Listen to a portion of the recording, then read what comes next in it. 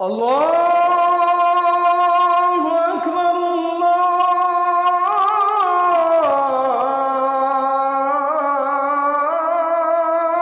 আকবার। বড় একটা পাখি তার ডানাটা ছোট বাচ্চা পাখিদের উপরে যেভাবে বিছিয়ে দেয়, মুরগি যেমন বৃষ্টির ফোঁটা থেকে তার বাচ্চাগুলোকে হেফাজতের জন্য ডানাটা বিছিয়ে দেয়, তুমি তোমার দুটি হাত, তোমার দুটি রহমতের ডানা তোমার মা বাবার জন্য এইভাবে বিছিয়ে দাও এবং তুমি তোমার মা বাবার জন্য দোয়া করবা, রব্বিরহামহুমা কামা রব্বায়ানি সাগীরা।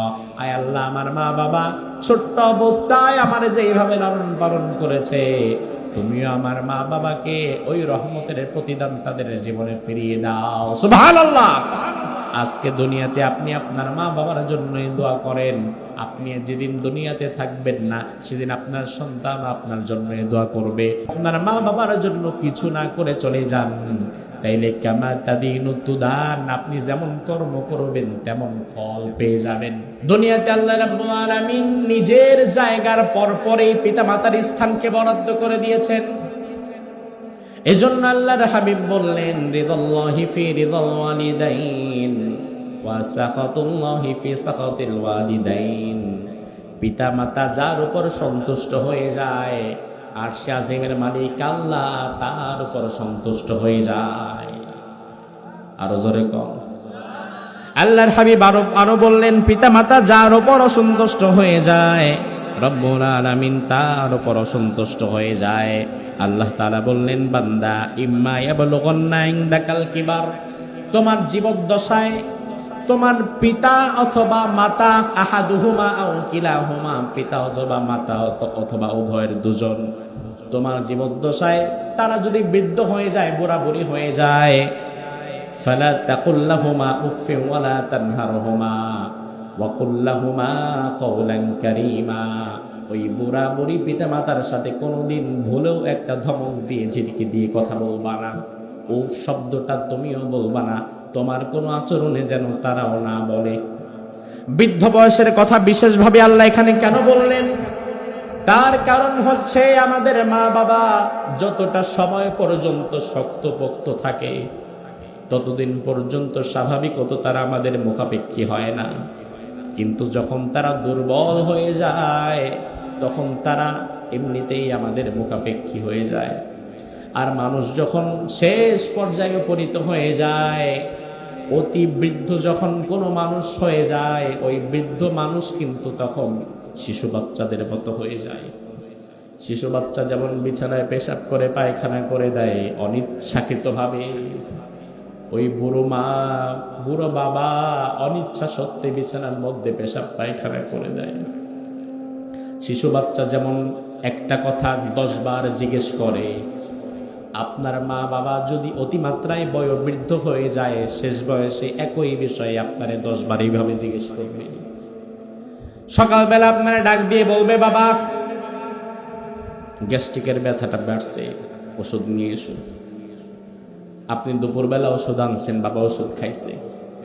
বিকালবেলা আবার বলবে, বাবা গ্যাস্ট্রিকের একটু ব্যথা বাড়ছে, ওষুধ নিয়ে এসো। অথচ বাবা যে দুপুরবেলা ওষুধ খাইছে বাবার মনেই নাই।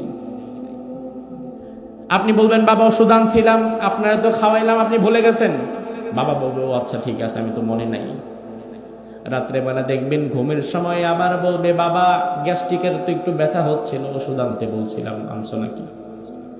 আপনি বললেন, আরে বাবা ওষুধ তো আনছি, আপনারে খাওয়াইছি, এক কথা বারবার বারবার করেন কেন?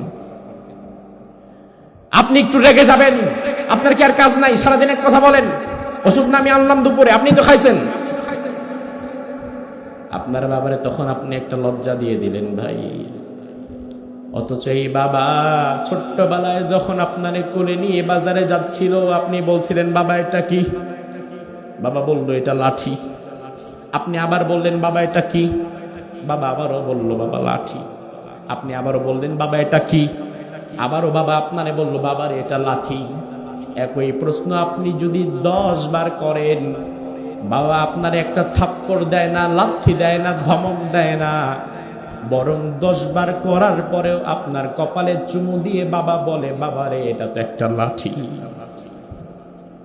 আল্লাহ বলে, বান্দা, তোমার মা বাবা ছোট্টবেলায় তোমারে যেমন সহ্য করেছে, তোমার কথাগুলা যেমন সহ্য করেছে, তোমার পেশাব পায়খানা যেমন তোমার মা বাবা সহ্য করেছে, তোমার জীবদ্দশায় তারা যদি বৃদ্ধ বৃদ্ধা হয়ে যায়, তুমিও তাদের আচরণটাও সহ্য করে নিও। বর্তমান যত সময় যাচ্ছে, পিতামাতার খেদমত সমাজ থেকে তত উঠে যাচ্ছে। সন্তান এখন আর পিতামাতার খেদমত করতে চায় না, এটাকে সৌভাগ্যের কারণ মনে করে না, বরং সন্তান এখন অপেক্ষায় থাকে কোন দিন বুইরা বুড়ি মরবো আর আমি জায়গা জমিগুলো আলাদা করে নিব। এমন আছে না নাই? কথায় কথায় বলে ফেলে, না মরার আগে সম্ভব না, আর মরেও না। কত সন্তান তার পিতামাতার মৃত্যু কামনা করে। আমার ভাই আল্লাহর হাবিব সাল্লাল্লাহু আলাইহি ওয়াসাল্লাম বলেন, নিমতু ফারাআইতুনি ফিল জান্নাহ, আমি একদিন রাত্রে ঘুমালাম, আমি স্বপ্নে দেখলাম আমি জান্নাতের মধ্যে হাঁটছি। সুবহানাল্লাহ। রাসূল বললেন, আমি স্বপ্নে দেখলাম আমি জান্নাতের মধ্যে হাঁটছি। ফাসামি'তু সাওতা কারি ইয়াকরাউল কুরআন, একজন কারি সাহেব কোরআন তেলাওয়াত করছে, আমি তার আওয়াজ শুনতে পাচ্ছি। আমি জিব্রাইলকে বললাম, জিব্রাইল, জান্নাতের মধ্যে কার কোরআনের আওয়াজ আমি শুনতে পাচ্ছি? জিবরিল আমিন আমারে বলল, ইয়া রাসূলুল্লাহ, হাদা হারিসা ইবনে নুমান, আপনার প্রিয় সাহাবী হারিসা ইবনে নুমান জান্নাতের মধ্যে কোরআন তেলাওয়াত করছে। আল্লাহর হাবিব বলেন, আমি আবার দুনিয়াতে যখন আমার ঘুম ভাঙলো, ফজরের নামাজের পরে আমি হারিসা ইবনে নুমানকে ডেকে বললাম, হারিসা, জান্নাতের মধ্যে আমি তোমার আওয়াজ শুনেছি, তোমার কোরআন তেলাওয়াত আমি শুনেছি, কি এমন আমল করো যে আমার জান্নাতে আল্লাহ তোমার কোরআনের আওয়াজ পাঠিয়ে দিয়েছে? হারিসা ইবনে নুমান বলে, ইয়া রাসূলুল্লাহ, তেমন কোনো আমল আমি করতে পারি না, আমি আমার বুড়ো মা বাবার খেদমত করি। আল্লাহর হাবিব বললেন, ও হারিসা, এই আমলের কারণে আল্লাহ তাআলা আমি নবীর জান্নাতে তোমার কোরআনের আওয়াজ পৌঁছে দিয়েছে। আল্লাহু আকবার। আমার ভাইরা, আল্লাহর হাবিব সাল্লাল্লাহু আলাইহি ওয়াসাল্লাম তিনি যখন ছিলেন, সাহাবায়ে কেরামকে তিনি একজন ব্যক্তির কথা বলে গিয়েছেন। ওই ব্যক্তির নাম হচ্ছে ওয়াইজ আল করনি। যদিও বাংলাদেশে বলা হয় ওয়াইজ কুরুনি, এটা ভুল। নাম হচ্ছে ওয়াইজ। করনুন নামক এলাকায় তার বসবাস, এই জন্য তার বিশুদ্ধ নাম হচ্ছে ওয়াইজ আল করনি। ওয়াইজ আল করনি রাসূলুল্লাহকে জীবদ্দশায় দেখে নাই, সাহাবী হতে পারে নাই, দূর থেকে ঈমান এনেছে। কিন্তু তার বুড়ি মা, তার খেদমত করা দরকার। ওই বুড়ি মাকে ফেরে রাসূলের কাছে যে একদিন আসবে, সেই আসার সুযোগটাও তার হয় নাই, সে আসেও নাই। আল্লাহর হাবিব একদিন ওমরকে বললেন, ওমর, তোমার সাথে যদি কোনোদিন ওয়াইজ আল করনি নামক কোনো ব্যক্তির সাক্ষাৎ হয়, তুমি মেহেরবানি করে তার কাছে নিজের জন্য দোয়া চেয়ে নিবা। সুবহানাল্লাহ। ওমর বিখ্যাত সাহাবী, আবু বকরের পরেই তার স্থান, অথচ ওয়াইজ আল করনি সাহাবীও হতে পারে নাই। ওমর অবাক হয়ে বললেন, ইয়া রাসূলুল্লাহ, ওয়াইজ আল করনি তো চিনলামও না, কোথাকার কে? আল্লাহর হাবিব বললেন, ওমর, ওয়াইজ আল করনি দূর থেকে ঈমান এনেছে, তবে মায়ের খেদমত করার কারণে আমার কাছে আসতে পারে নাই, আমার সাক্ষাৎ পায় নাই, সাহাবী হতে পারে নাই। তবে ওই ব্যক্তি মায়ের খেদমত এমন ভাবে করেছে, তার মা হাত তুলে আল্লাহরে বলেছে, আল্লাহ, আমার কলিজার টুকরা সন্তানটাকে এই জামানার মুস্তাজাবুদ দাওয়া হিসাবে তুমি কবুল করে নিও। আর মুস্তাজাবুদ দাওয়া মানে এমন ব্যক্তি, ওই ব্যক্তি যদি হাত আল্লাহর দরবারে তুলে দোয়া যেটাই করবে, আল্লাহ সেটাই কবুল করে নেবেন। ওমরে ফারুক তো মুস্তাজাবুদ দাওয়া না, কিন্তু ওয়াইজ আল করনি মুস্তাজাবুদ দাওয়া, যেই দোয়া করবে আল্লাহ সেটাই গ্রহণ করবে। ওমরের পর থেকে সারা জীবন ওয়াইজ আল করনির সন্ধান করত। ওমরে ফারুক যখন খলিফাতুল মুসলিমিন হলেন, মদিনার যেই গেটগুলো দিয়ে বিদেশি মেহমানরা মদিনায় প্রবেশ করে, ফজরের নামাজ পড়ে সেই গেটের কাছে চলে যেতেন। নতুন কোন আগন্তুককে দেখলে বলতেন, আনতা ওয়াইজ আল করনি, তোমার নাম কি ওয়াইজ আল করনি নাকি? বলতো না, আমরা ওয়াইজাল করনি না।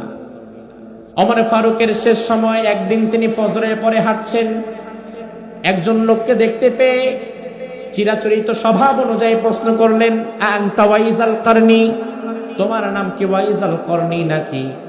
ওই লোকটা বলল, হ্যাঁ আমি ওয়াইজাল করনি। এবার ওমর ফারুক সাথে সাথে তার বুকের সাথে ওমর ফারুক জড়িয়ে ধরলেন, ধরে বললেন, ভাই আপনি আল্লাহর দরবারে দোয়া করেন, আল্লাহ রাব্বুল আলামিন যেন আমি ওমরের কাছ থেকে কোনো হিসাব না নেয়, বিনা হিসাবে আল্লাহ তাআলা যেন আমারে মাফ করে দেয়। আরো জোরে কর।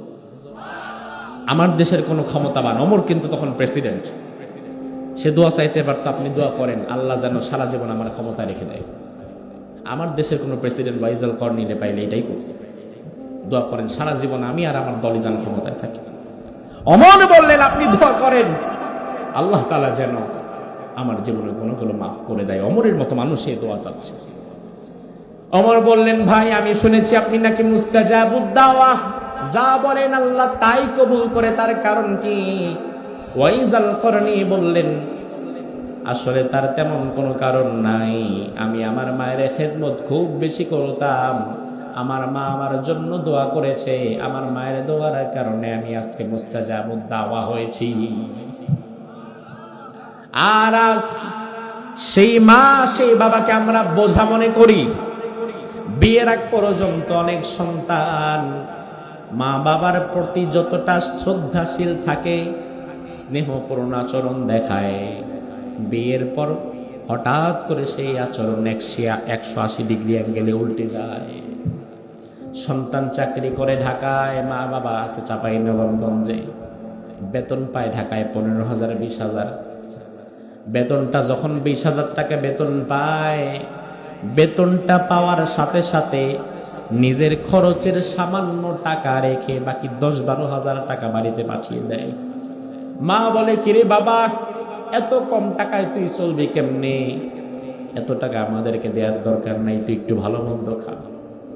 সন্তান তখন জবাব দেয়, মা রে তোমরা ভালো থাকলে আমি ভালো থাকি, আমার চিন্তা করা দরকার নাই।